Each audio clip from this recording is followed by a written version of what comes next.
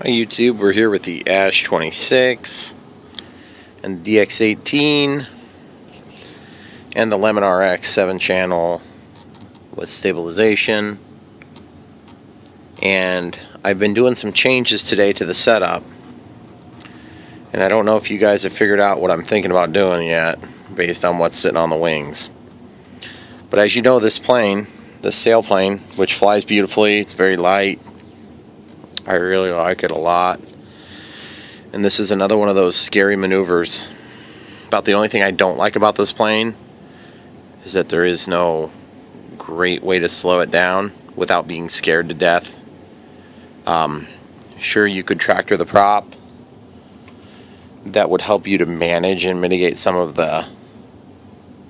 You guys hear that? That sounds awesome. That's the ESC doing the braking. There's no easy way to slow it down without the fear of a tip stall or some form of a stall. And so for that reason, I'm seriously considering, meaning I've done a lot of effort already into putting flaps in here. That'd be a large actual inboard flap. And my big holdup was that I had no channel because of the landing gear. This is a Lemon RX. This is actually 8 channels. This receiver is. It's a 7-channel with stabilization. And as you already know, I've got throttle, rudder, elevator, either on 1, either on 2, which makes up my flap rounds, spoiler rounds, landing gear. Okay, and you're saying, but that's only 6. You should have a flap channel. Well, sort of not, because this channel, which would be the gear channel, is consumed by the on-off of the system here, the stabilization. But I don't know if you guys remember the Consendo S, where I have flaps on there, and I didn't have a spare channel there either. Well, how did I do that? I took and visualizing the range of the plus or minus 100, plus 100, minus 100, I figured out that the safe panic switch was tied to the bottom portion or the top portion. I don't remember which one right now. But if I stayed a couple notches above and used this range, I was totally fine. And I just didn't want panic. I didn't care about it. So I just made all my mixes so that I could never get into a condition where I made that condition happen.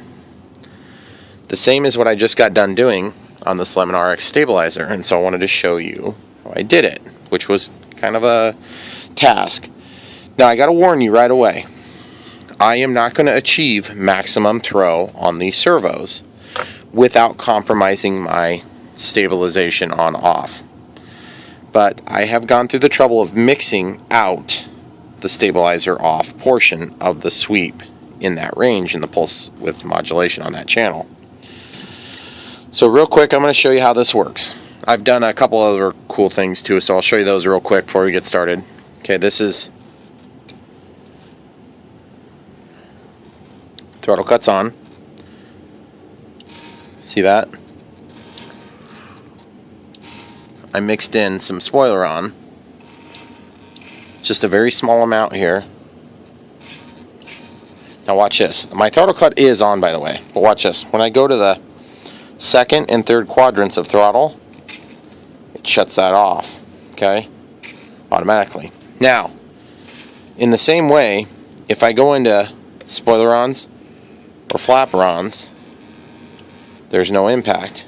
But as soon as I come out of that, it's back to what it would have been, okay?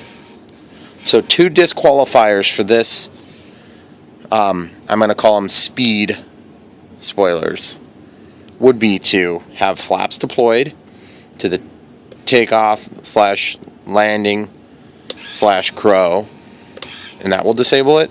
The other thing is if we're under power, it will disable it as well. Okay, so on, off. Now this is fully proportional too, so you can set it to whatever you want.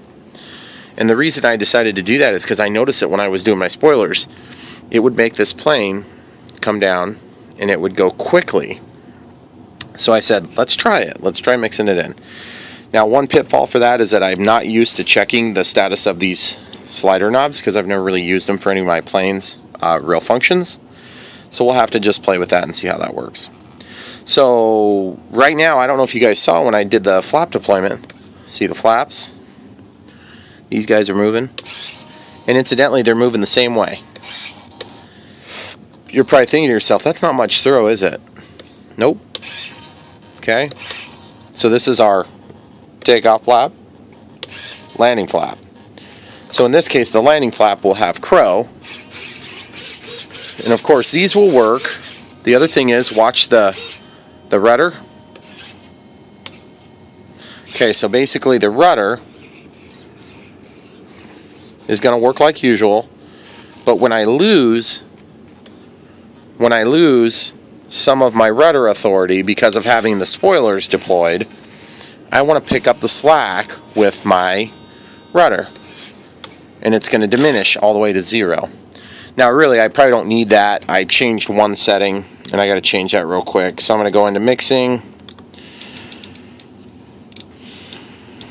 I'm going to go to aileron versus rudder, and I'm just going to inhibit this, clear this out, and then I'm just going to go into mixing again, and I'm going to go to my aileron to rudder tie, and I'll make it so it's only active in the topmost switch setting, which would be my crow setting. Okay, so no rudder, now rudder. So it's tied only at the top deployment, which would be crow for us. Okay, now you'll notice these are going the wrong direction. All I'm going to do is just lay those. I just want it to be easier to see without them flopping all over themselves. Now, I've never used a signal servo reverser on this type of application. And I'm not 100% sure I'm going to do that because I can't actually just take and mount both servos the same direction. Okay?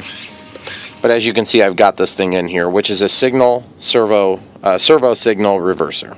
Okay? The reason I'm doing that is because these are digital servos. I do not have the digital servo programmer for this. I could hypothetically buy one, but I probably won't. So as a result of me being a realist, I'm not screwing with it right now. So one way or another, I'll probably just mount this one over like that, or vice versa, because then I don't have to have the reverser in there. It's one less, 2-gram piece or whatever that thing weighs, and it's one less added layer of complexity. This is already getting to be a fairly complex plane. So, without further ado, guys, here's my mixes. So this is D to gear. So just to remember, gears is not the landing gear on this, because gear on a Lemon RX-7 channel is actually where you turn on and off your stabilizer. I would typically have that tied to D, okay? So what's going on here is when I flip D, you can see what's happening. It's moving that. But you see this green light? Listen, stabilizer's on. It's still on. And I'm using the channel that turns it on and off. The difference is I'm only tapping into the portion of the channel. Okay, see this gear? See how we're minus 150%, minus 112, and then minus 75. Now watch this. Watch this. Watch that light while I change this. I'm going to click on this. See it? It just changed to stabilizer off. Okay, now watch one click. Stabilizer is still on. Okay? So what that does is, that means once we get to the negative 74 or better through this range on the gear, it's going to turn the whole stabilization system off. I don't want that. Why do we not want that? I like being able to turn it off. Of course we do. Of course we do, guys. But I'm not willing to give up the channel on this plane. Okay? So we're going to leave that just as a demonstration tool. Now watch this. I made another mix called E for ease of understanding. It's on this switch. Normally I'll move it over to D when I'm all done. But for now, this is my stabilizer on and off. And you're thinking, well, but you just gave that up for this thing. No, I didn't. Because watch, the master gain has always been capable of doing the same thing as the on-off. The difference is you'd have to mix it in. No big deal. Okay, so let's look at what we did on E. So in E, E controls auxiliary 3, which is tied to our slider, or not slider, our roller knob. Okay? So its rate is 125, offset 100, and then that's tied to switch E only when it's in 1 or 2. Okay, this is 0, this is 1, this is 2. Okay, it's hard for you guys to see that, I'm sure. See, 1, 2. Okay, so now the way I typically run my switches, this switch means stabilizer's off, stabilizer's also off, and then stabilizer's on. Unless I'm using a Lemon RX Plus or I'm using Safe or something, and I'll explain that later. That's a totally different system, so I'm not going to mess with that now. But for now, when I flip this, watch what happens. No matter where my stabilizer is on my master gain, it shuts off. See? Off. It's off. Now it's on. Okay, now I'm going to try to do this with the camera so you can see it all at once. On, off. On, off. On, off. Off. On, off. Off. On. Okay? So I'm just showing you so you can see it. Now the cool thing is, I had to use up 2 mixes for that because I needed more range. I wanted to make sure I sucked that all the way to the minus 150%, which means that you're not just going to diminish the output, but you're going to completely cut it off. Okay, and I need it to be quick, right? Like right now, if there's a problem, I want that thing off. Now, you could also argue that cutting your stabilizer in half would typically take care of an oscillation. I haven't had any oscillations yet on this plane. I don't think it's going to be an issue on this plane. But it's one of those things I'm not willing to lose a plane over it. I want to be able to turn it off quick. Okay? So that's what's cool, is that I can do it all through the master gain. Now, Lemon, if you're watching this, which I doubt you're going to, please, I understand that you want to use channel 5 for on-off. Why not use channel 5 for master gain? And then we can just have master gain where 0 is completely off and 100 is completely on. And then people that don't have programmable radio systems can go ahead and use that for their on-off. And then people with programmable radio systems can use, they can assign our knobs to do our variable amount. Okay, cool. That's my 2 cents worth. So this is gonna go away. Okay, we don't need that. This one's gonna switch to D. Okay, and this one's also gonna switch to D. And this one's gonna go bye-bye. So I'm just gonna inhibit it for now, so I can turn it back on if I decide I want to test with it. Okay, so now stabilizer's on, off. See how it's working everything right now? Let's go back to mixing. Oh, you know what I bet it is, guys? I bet those were working together. So now watch this. See, the stabilizer's still on, which is what we want. Except we need this to... Hold on. Okay, so I figured out what I was doing wrong. D is already tied to the gear switch, so I just have to go out to my system setup, yes. Go to the channel assign, and I want to disassign. Well, gear is still gear, but I just want to disassign D. So I'm just going to set that to... dang it. See how it says D? I'm just going to switch it to...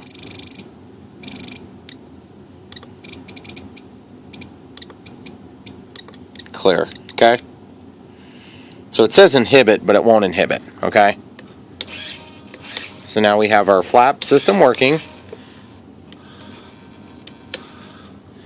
Okay, so we have this still working.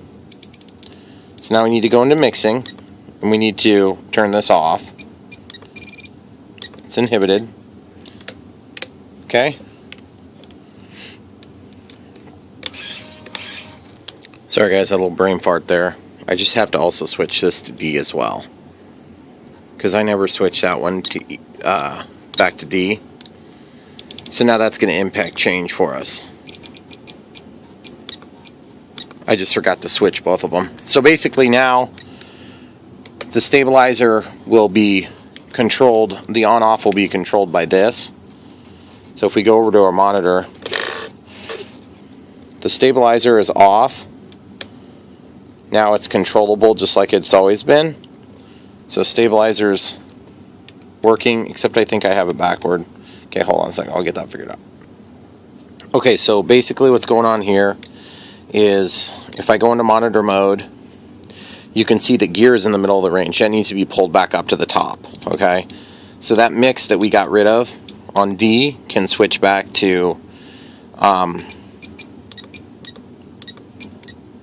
want to turn it on for now. Okay, so now we're just going to look at this on the gear.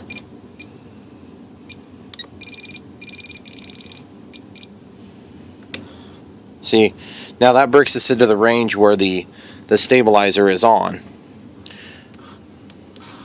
But the problem is we have to make this thing always be over to this range, okay?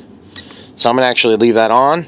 I'm going to go back to system setup, or to my servo setup, and I'm going to turn my gear channel all the way down to 0 on the top, okay? Which is going to make the range less, okay?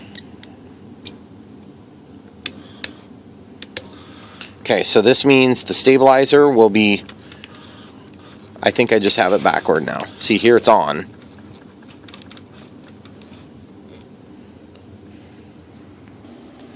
Alright guys, I'm sorry, I had one other issue that I was working through, and I wanted to make sure I told you right. So what you can see is I took gear to gear, which is our stabilizer on off, and I set the rate to 100% with an offset of negative 100, which pulls it all the way over. Okay, so no matter what the condition is, we got the gear working, okay, stabilizer on off, off. Now you can tell that by auxiliary 3, so right now it's at the full on setting.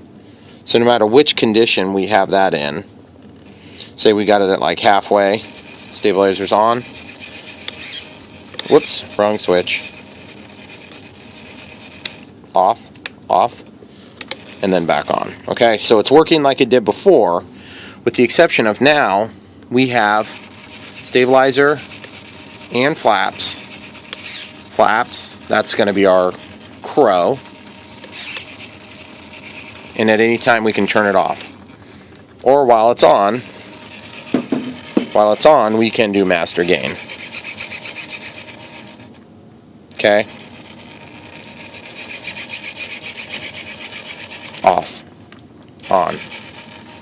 So basically now we've got the best of all worlds. So now this goes without saying, guys, this is not the easiest thing to do. It's also not the hardest thing to do. But the whole practical reason for doing it is so that I can accomplish using every channel that's available. Okay, every channel that's available here. I can go from auxiliary 2, throttle, aileron, elevator, rudder, gear, and auxiliary 1. Okay, the bind switch plug is where you would actually, or the bind plug is where you would plug in your auxiliary 2. In my case, auxiliary 2 controls the landing gear. There's nothing magical about that. My big predisposition on this system, my concern, is that when I deploy like this is the takeoff flaps and the landing flaps, I may end up having to basically deploy them all the way all the time, because there's just not that much deflection when you're talking about the gear channel only having this little range. See, between negative 75 and negative 150. So we're getting basically half of the normal throw, because you would get, or excuse me, a quarter of the normal throw, because you're getting from negative 150 to negative 75, and we should be able to go all the way back to 0, and then all the way back to plus 150. So it's quite a bit less throw. But being that these are just flaps, I should be able to make my linkages get the job done. Guys, I know that was complicated and frustrating to watch, I'm sure. But I just wanted to show you that it can be done. And you don't have to give up the stabilizer. Again, another thing that would be super nice is if we could just turn off the on-off and just do only the master gain. But again, I haven't figured out. If there's a way to do it, guys, tell me. And I did try that incidentally with the dip switches. I couldn't get it to work. It basically, you could turn off the stabilizer and then you have full access to all the channels. And you would get full throws. The other thing I could do is, obviously my ailerons could be on a Y cable. What do I lose with that? I lose crow, where the ailerons go up and the flaps go down at the same time. And I could get flaps and I could have full control of the flaps, and then I could have the on-off on a separate channel. But the problem is, I really want crow on this plane. I want to bring this thing down steep. I want to slow it down quick. And I want to make those short, right at my feet landings that I long to do with this plane. And I think this is going to be an acceptable compromise. The compromise being the amount of throw that I get out of this thing. The other thing is I could go with a bigger servo, but these are quite small, and they're metal gear digital servos, and the wing is a little bit thicker here than it is here. Slightly, very slightly. So I think I'll have plenty of room to get those in. I had thin wing servos in here, and why don't I show you what these servos are. I've got the package out here. The servos I ended up going with on this are right here. They're Emax ES08 MD2s, which these are the specs. And as you can see, we're at the 4.8 to 6 volts, so we would be on the low end. So the torque is 1.6 kilos per centimeter, which is pretty decent compared to the weight of like 12 grams. I don't know that it's quite 12 grams, but it's pretty close. If this doesn't work out, then I'll have to go with something like this. The problem is I only have one of these. This has more torque, but it's quite light, and then it's thin, okay? So just to juxtapose the two choices. And then I've got these Corona ones too that are way bigger, and I'll just show you these side by side. Those are just two more digital servos. Okay, so these ones here would work, I believe, but look how much bigger they are. And then the weight,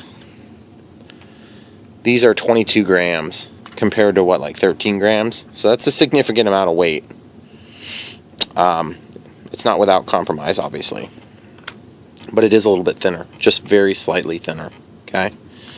So now let me just show you what I ended up using.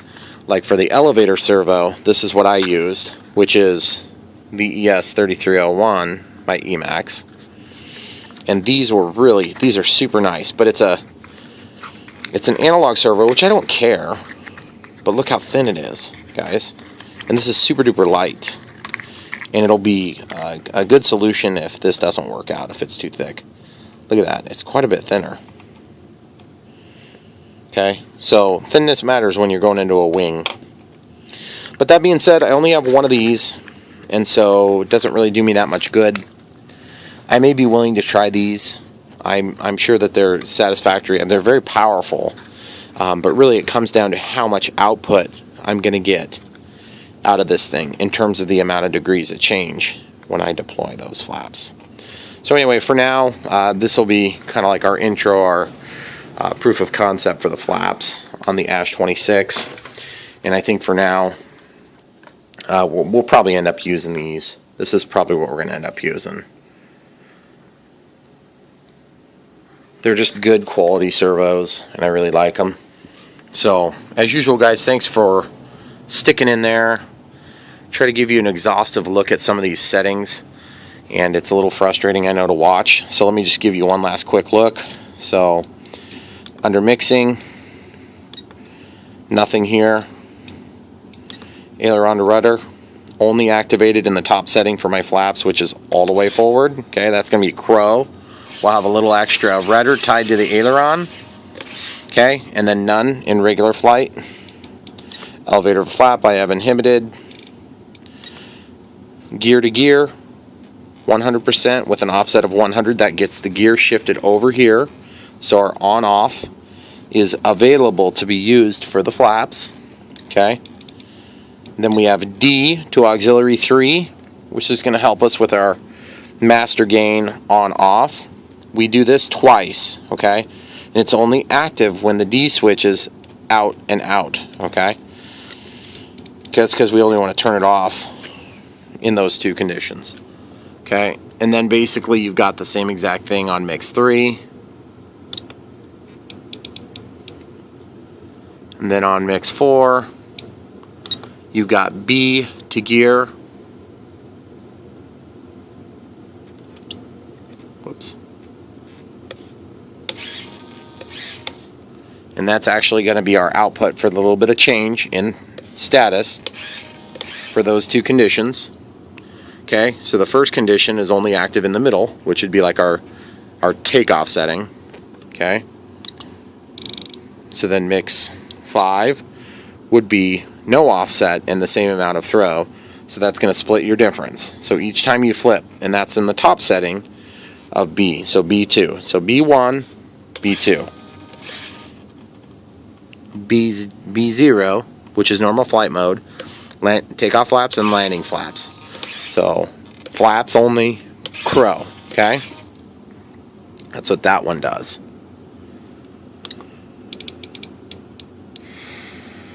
And then we have this thing set up, which is our left lever, okay? Which means when the throttle stick is off, meaning we're just cruising, just flying around, this will give us a little bit of a speed boost, even though we'll lose at the expense of a little bit of altitude. And so it's the lever, left lever, tied to flap, okay? Which this is not flaps. These are flaps because this is a flapper-on enabled plane, okay? And I'll show you that here in a minute too. Now we disable it when the throttle stick, or we only have this mix enabled when the throttle stick is in the first quadrant. Well, it's not a quadrant, it would be the first third. Second and third positions, we disable that, okay? So like if we're giving it throttle, here I'll just demonstrate it. Throttle cuts off. Okay, so we have all the way up. Once the throttle kicks in, it doesn't even kick in. And then once it's kicked in, then basically they will go back to whatever position you had. So we can cut that back to nothing.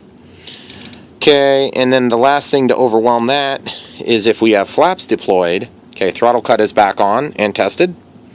So we've got our speed setting on, and then we hit flaps. And then we hit flaps again. Okay, so that's crow, takeoff flaps, landing flaps. It just goes back to normal. And then we can control this as usual, provided we're gliding, okay? Not under power. Now, the rationale behind cutting those off under throttle is because the plane might have a tendency to fly weird with the spoilers down. The other thing is when I'm coming in for a landing, I want these to be disabled automatically in case I forget about that feature, which sounds ridiculous, but still, it's true. Okay, so now going back out, we'll go to System Setup, and this will be the last setting. So you go to Aircraft Type, and you've got flaperons, and the tail's normal, okay? Because the only other way to do this is to go next, whoops, Aircraft Type, you can switch this to aileron on one flap if you wanted to. Or you can flip it to 2 ailerons and 1 flap, okay? That you could do as well. Then these would be treated as the flap, okay? But I don't have it configured that way because I want to do crow. Now, it's beyond me why they don't have a flaperon and flap setting, but they just don't in this DX18 as it stands. So whatever, it is what it is. Okay, oh, and by the way, see how it says next? Oh, that's so cool. You can change that picture. I don't know if I've ever showed you that. You just scroll all the way down and then highlight it and you can switch it. And you'll go to all these different types of airplanes, which is pretty cool. So I've got it set up to mimic ours closely. Okay, so that's the big setup items. I'm sure I probably missed a thing or two. Let's go into servo setup real quick. So servo setup. The gear channel I have set to 0 down and 150 up. Auxiliary 2, which I believe is my landing gear. Okay, I have that set a little bit higher and a little bit lower so that it really tucks it in tight. Okay, and then it gets to a locking position, and on the way down it mechanically locks, which is really cool. So that won't move until you relieve pressure, then it'll move. Okay, which is really cool. I love that thing. And then auxiliary 3, which is our master gain, that's set to 150 up or down. No sub trim. Reverse, I have elevator reversed, gear reversed, which is not a big deal. You can figure that stuff out. And then the speed I have set for gear, I have it set to 1 second. And then auxiliary 2, which is the gear, means 1 second down and then 3 seconds back up, which just looks really cool in the air. Of course, you don't really see it that much. Other than that, everything is just standard. So, in other words, nothing is standard. Thanks, guys, for watching. These complicated projects are what I really enjoy doing. But it's kind of hard to answer questions if you don't watch this whole thing. I know it's 30 minutes long. So, if you're trying to learn how to use the Lemon RX 7-channel with stabilization, this would be a good one to sit and actually watch and pause and take it all in, because it's worth your time. These things are super powerful tools if you don't mind going through the struggle to set them up.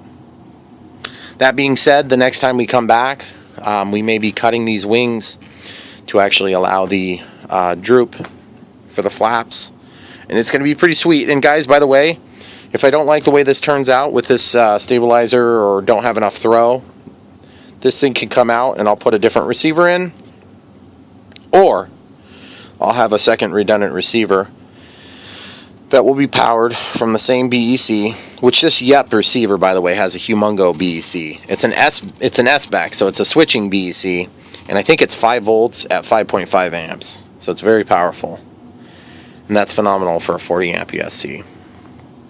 Anyway, that's about it, guys. Thanks a lot for watching. Don't forget to like and subscribe.